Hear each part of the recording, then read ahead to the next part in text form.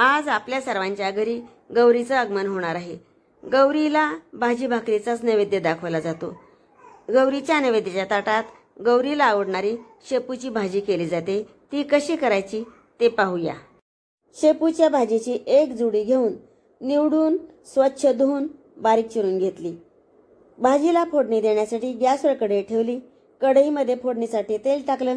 त्याच्यामध्ये जिरे, मोहरी आणि 7-8 मिरच्याचे बारीक तुकडे करून टाकले। फोडणी झाल्यानंतर बारीक चिरलेली शेपूची भाजी त्या फोडणीमध्ये टाकली। भाजीला एक वाफ आल्यानंतर चवीसाठी मीठ टाकलं।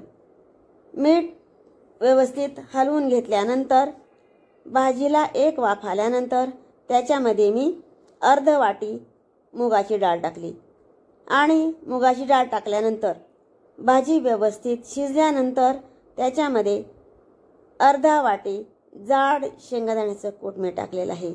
याच्यामुळे भाजी व्यवस्थित मिळून येते। अशा प्रकारे शेपूची भाजी जी गौरीला आवडते ती मी केलेली आहे।